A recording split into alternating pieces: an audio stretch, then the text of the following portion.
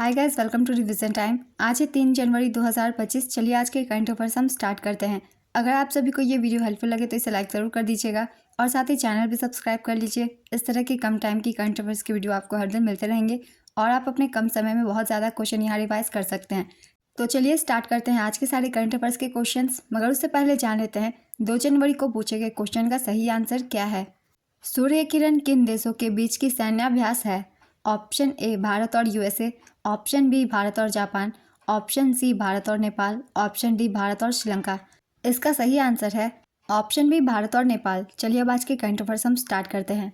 Question number 1, हाल ही में किस company ने आंध्र प्रदेश राज्य ऊर्जा संरक्षण पुरस्कार 2024 में प्रतिष्ठित गोल्ड पुरस्कार जीता?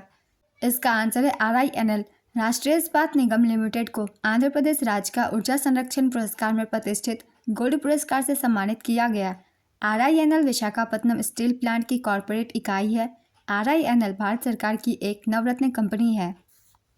RINL की स्थापना 1982 में हुई थी। इसका मुख्यालय विशाखापत्तनम में है और चेयरमैन और MD अतुल भट्ट हैं। नेक्स्ट क्वेश्चन, पृथ्वी के 7 महाद्वीपों में से प्रत्येक की सबसे ऊंची चोटियों पर चढ़ने वाली दुनिया की सबसे कम उम्र की महिला कौन बनी?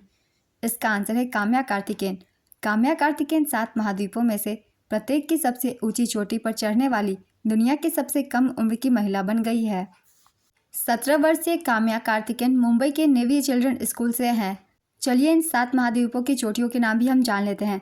Mount Kilimanjaro Africa, Mount Elbrus Europe, Mount Kosciuszko Australia, Mount Aconcagua दक्षिण अमेरिका, माउंट डेनाली उत्तरी America, Mount Everest Asia, Mount Vinson Antarctica. Next question, Madhya Pradesh सरकार द्वारा पशु विनिमय कार्यक्रम के तहत कितने बाघों को राजस्थान, ओडिशा और छत्तीसगढ़ में स्थानांतरित किया जाएगा? इसका आंसर है 15। मध्य प्रदेश सरकार द्वारा पशु विनिमय कार्यक्रम के तहत 15 बाघों को राजस्थान, ओडिशा और छत्तीसगढ़ में स्थानांतरित किया जाएगा। राज्य वन विभाग के अनुसार 4 बाघों को राजस्थान, 3 को ओडिशा और 8 को छत्तीसगढ़ में स्थानांतरित किया जाएगा। इन बाघों को मध्य प्रदेश के बांधवगढ़, पन्ना, कान्हा और पेंच बाघ अभयारण्यों से स्थानांतरित किया जाएगा। राष्ट्रीय बाघ संरक्षण प्राधिकरण के अनुसार मध्य प्रदेश ने पिछले कुछ वर्षों से देश भर के 3,800 बाघों में से 785 से अधिक बाघों के घर के रूप में टाइगर स्टेट का अपना टैग बरकरार रखा है। मध्य प्रदेश 8 बाघ अभयारण्यों के लिए प्रसिद्ध है। इनके नाम है कान्हा, बांधवगढ़, पन्ना, पेंच, संजय दुबरी, नौरादेही, सतपुरा और रातापनी। ये 8वां टाइगर रिजर्व बना। नेक्स्ट क्वेश्चन, हाल ही में अमेरिका के पूर्व राष्ट्रपति जिमी कार्टर का 100 वर्ष की आयु में निधन हो गया। उन्हें किस वर्ष नोबेल का शांति पुरस्कार दिया गया था? इसका आंसर है 2002। संयुक्त राज्य अमेरिका के 39वें राष्ट्रपति जिमी कार्टर का 100 वर्ष की आयु में निधन हो गया। वे वर्ष 2002 में नोबेल शांति पुरस्कार से सम्मानित हुए थे।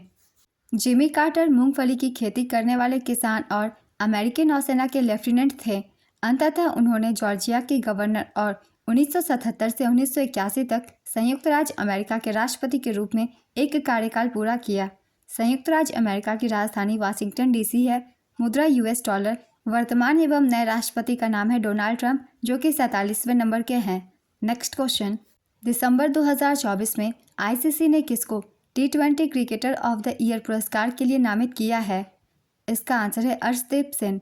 ICC ने स्मृति मंधाना और अर्शदीप सिंह को क्रिकेटर ऑफ द ईयर पुरस्कार के लिए नामित किया। T20I cricketer of the year Arshdeep Singh, जिन्होंने 36 विकेट लेकर भारत की T20 विश्व कप में जीत में अहम भूमिका निभाई। उनका मुकाबला सिकंदर रजा जिम्बाब्वे, बाबर आजम पाकिस्तान और ट्रेविस हेड ऑस्ट्रेलिया से है। महिला one day cricketer of the year Smriti Mandhana को दिया गया। महिला emerging cricketer of the year Shreyanka Patil को दिया गया। ICC का पूरा नाम है इंटरनेशनल क्रिकेट काउंसिल। इसकी स्थापना 1909 में हुई थी। मुख्यालय है दुबई और वर्तमान अध्यक्ष जय शाह, वर्तमान CEO जियोफ अलाडिस। नेक्स्ट क्वेश्चन, 18वां हाथी एवं पर्यटन महोत्सव का आयोजन किस देश में हुआ? इसका आंसर है नेपाल। वर्ष 2024 में चितवन, नेपाल में 18वां हाथी एवं पर्यटन महोत्सव आयोजित किया गया। इस महोत्सव का मुख्य आकर्षण हाथियों की प्रदर्शनी होती है। इस महोत्सव का उद्देश्य चितवन के पर्यटन को बढ़ावा देना है। चितवन नेपाल का एक प्रमुख राष्ट्रीय उद्यान है। चितवन हाथियों के लिए एक आदर्श आवास है। नेक्स्ट क्वेश्चन, किस देश में प्लेन क्रैश के कारण 176 लोगों की मौत हो गई है? इसका आंसर है दक्षिण कोरिया। साउथ कोरिया में जेजू एयर का विमान मुआन एयरपोर्ट पर क्रैश हो गया था। यह हादसा दक्षिण कोरिया की राजधानी सियोल से 290 किलोमीटर दक्षिण में स्थित मुआन शहर में हुआ। विमान में 175 पैसेंजर और 6 क्रू मेंबर समेत 181 लोग थे। थाईलैंड की राजधानी बैंकॉक से यह विमान दक्षिण कोरिया के मुआन एयरपोर्ट जा रहा था। दक्षिण कोरिया की राजधानी है सियोल। मुद्रा कोरियाई वॉन। कार्यवाहक राष्ट्रपति चाई सांग मोक। नेक्स्ट क्वेश्चन, हाल ही में आयोजित king cup international badminton open 2024 में लक्ष्य सेन ने कौन सा पदक जीता? इसका आंसर है कांस्य पदक। भारत के लक्ष्य सेन ने पहले king cup international badminton open 2024 में कांस्य पदक जीता।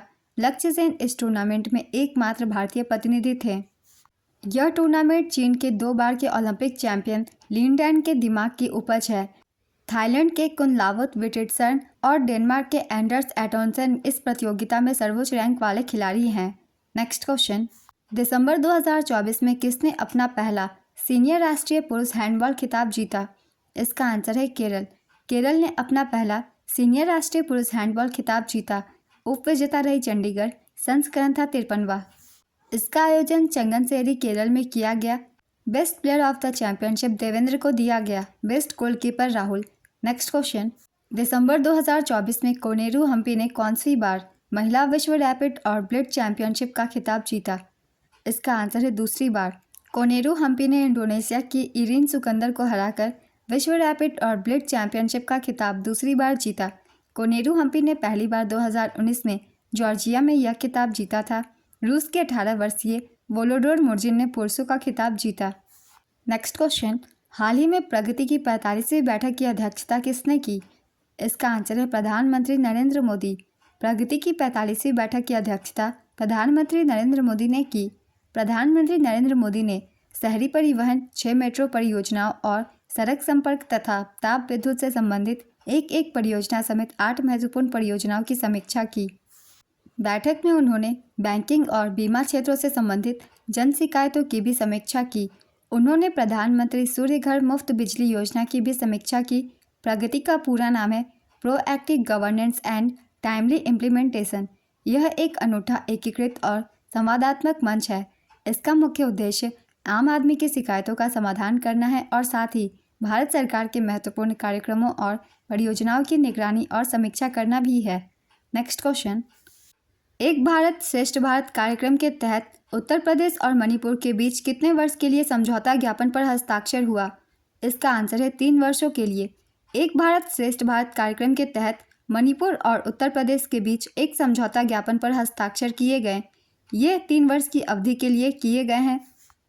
एक भारत श्रेष्ठ भारत कार्यक्रम का उद्देश्य विभिन्न राज्यों या केंद्र शासित प्रदेशों के लोगों के बीच संपर्क बढ़ाना और आपसी समझ को बढ़ावा देना है।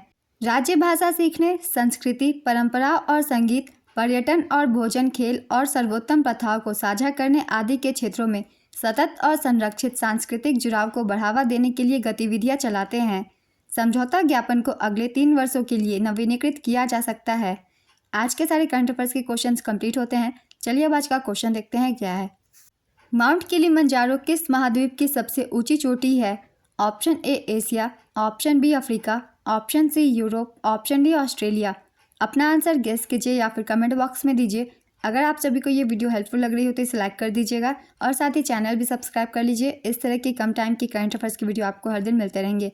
फिर मिलते हैं अगली वीडियो के साथ। आप सभी को थैंक यू।